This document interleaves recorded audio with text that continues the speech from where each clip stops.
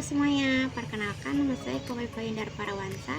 Saya dari kelas AK 201 dengan mata kuliah Estetika Humanisme dan NIM saya 240301010068. Topik yang saya bahas yaitu anger management. Nah, dari kalian apa udah ada yang tahu anger management itu apa? Sebelum lanjut ke pembahasan, aku mau tahu dulu nih, pernah gak sih dari kalian marah gara-gara teman cancel janji? Itu kemarahan, emosi alami yang kadang nyembunyiin rasa takut atau malu, kata Daniel Goleman.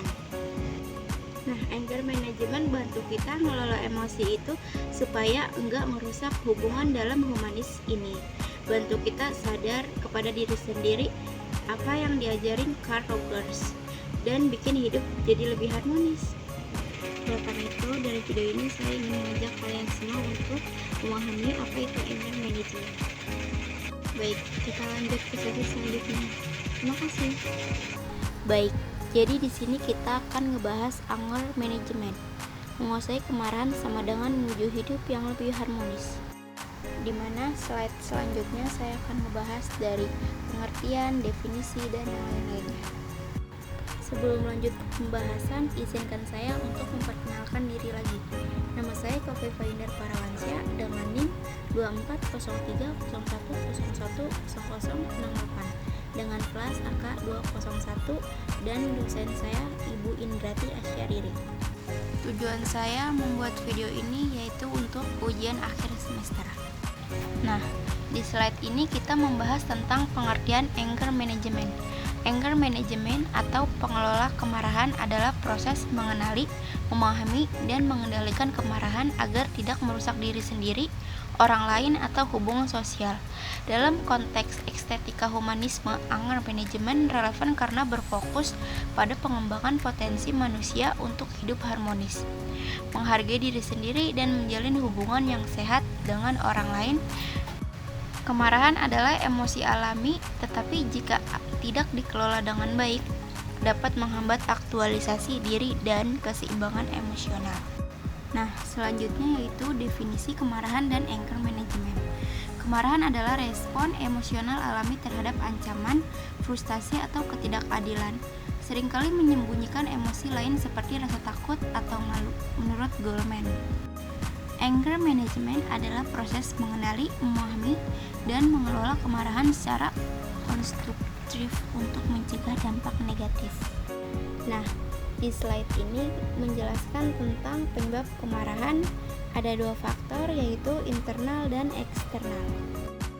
Nah, yang pertama ada faktor internal. Yang pertama yaitu stres, emosi tersembunyi, kebutuhan yang tidak terpenuhi. Stres itu akibat tekanan dari tugas kuliah, pekerjaan, atau kehidupan pribadi dapat memicu kemarahan. Yang kedua, emosi tersembunyi, yaitu kemarahan seringkali adalah emosi sekunder menyembunyikan rasa takut, malu, atau ketidakamanan. Yang ketiga, kebutuhan yang tidak terpenuhi.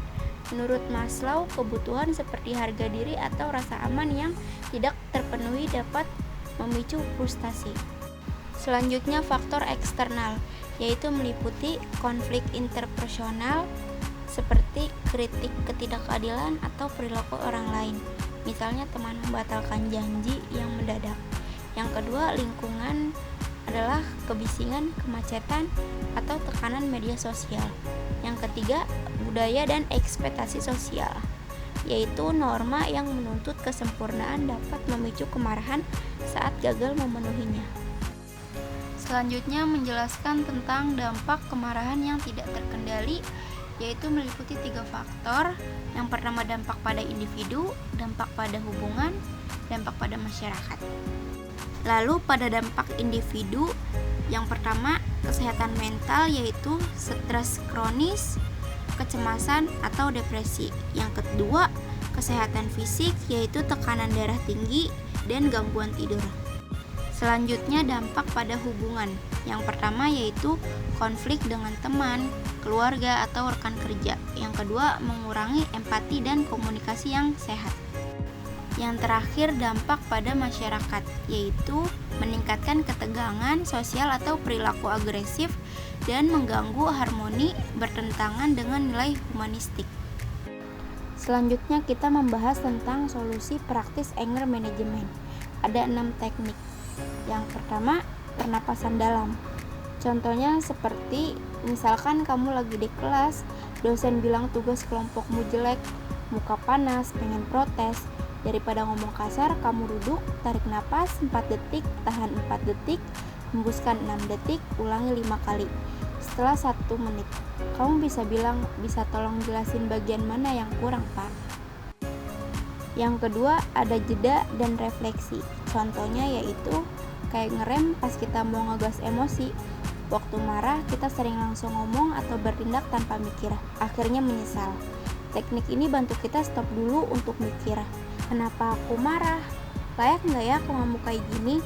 Caranya yaitu hitung sampai 10 atau tanya diri sendiri, apa pemicunya, apa solusinya. Yang ketiga, ada komunikasi asertif. Contohnya, komunikasi asertif itu cara ngomongin kemarahan dengan jujur tapi tetap sopan, nggak nyakitin orang lain. Alih-alih nyalahin, kamu selalu telat, kita pakai I statement buat ngungkapin perasaan dan minta solusi. Contohnya, I statement, saya merasa kesal kalau kamu telat karena saya nunggu lama. Bisa nggak kita atur ulang lebih baik? Yang keempat, ada mindfulness, yaitu contohnya cara nyadar penuh sama emosi tanpa ngakuin. Pas marah kita amati perasaan kayak nonton film, nggak langsung nyaksiin. Ini bantu kita ngerti marah tanpa kebawa. Nah, yang kelima ini ada aktivitas fisik. Contohnya kita bisa jalan kaki, yoga, push up, apa aja yang gampang. Dilakukan selama 10-20 menit. Misalnya kita jalan kaki ke kampus 10 atau 20 menitan, yoga di kamar, atau lari di lapangan. Fokus gerakan, rasain setiap langkah atau peregangan. Refleksi, selesai olahraga, pikir, gue udah lebih tenang gak ya? Yang terakhir, dukungan sosial. Kita bisa cerita sama teman kita sendiri kalau kita kenapa-napa, biar emosi kita keluar juga, tidak dipendam sendiri. Nah, selanjutnya yaitu contoh aplikasi dalam kehidupan sehari-hari. Ya, skenario praktisnya yaitu mahasiswa marah karena teman cancel janji meeting kelompok. Dia lakuin yang pertama, pernapasan dalam 1 menit. Yang kedua, jeda sambil hitung sampai 10. Yang ketiga, bilang, saya merasa kesal kalau kamu cancel dadakan karena saya nunggu. Bisa kasih kabar lebih awal. Refleksi, teman ngerti, lain kali lebih komunikasi. Lalu langkah-langkahnya yaitu yang pertama, kenali tanda jantung cepat, muka panas. Yang kedua, tenang, pakai pernapasan atau jeda. Yang ketiga, komunikasi asertif, ungkapin pakai I statement, dengerin balasan. Yang keempat, refleksi, pikiran apa hasilnya, apa yang bisa lebih baik. Nah, yang terakhir itu ada dampak. Yang pertama, untuk pribadi, kurangi stres, ngerasa lebih kendali. Yang kedua, sosial, hubungan sama teman tetap baik, nggak konflik. Yang ketiga, humanistik, bikin kita lebih sadar dan harmonis. Contoh lain selain dari skenario praktis yaitu marah gara-gara dosen. Nah, kita harus pakai mindfulness 5 menit, terus jalan 10 menit, baru ngomong sama dosen dengan sopan. Nah, di slide ini kita membahas tentang nilai humanistik dalam anger management. Yang pertama itu ada kesadaran diri, yaitu ngelola kemarahan, bantu kita kenal sama emosi. Kayak ngaca, kita jadi tahu kenapa marah dan gimana ngatasinya. Inti penerimaan diri Rogers. Yang kedua itu ada aktualisasi diri. Kalau marah nggak ngontrol, kita terjebak di stres. Anger management bantu kita fokus ke tujuan hidup, capai potensi terbaik. Yang ketiga yaitu harmoni sosial. yaitu dengan mengelola emosi kita bisa ngomong sama orang lain dengan empati, nggak bikin ribut. Ini bikin hubungan sama teman, kelompok, atau keluarga lebih damai. Nah, tinggal yang terakhir, Society 5.0, yaitu di dunia penuh tekanan teknologi, deadline online, medsos, anger management bantu kita tenang, seimbangin produktivitas sama kesejahteraan emosi. Lalu selanjutnya yaitu rangkuman. Yang pertama yaitu kemarahan itu wajar, tapi kalau tidak dikelola bikin masalah kesehatan, hubungan, dan suasana. Yang kedua, solusi kayak pernapasan, jeda, komunikasi, asertif, mindfulness, dan olahraga bantu kita tenang dan harmonis. Yang ketiga, anger manajemen dukung kesadaran diri, aktualisasi, dan hubungan damai. Inti humanisme.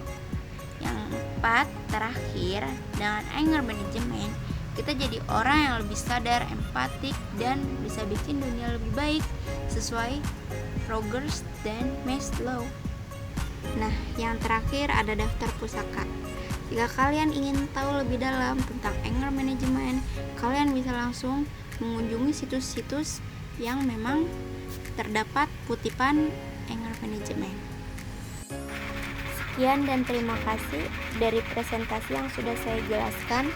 Semoga kalian dapat memahami dan dapat menerapkan pada diri sendiri tentang mengendalikan emosi. Terima kasih. Semoga penjelasan ini membantu kita semua dalam memahami bagaimana estetika dan humanisme dapat membawa ketenangan dalam mengelola amarah.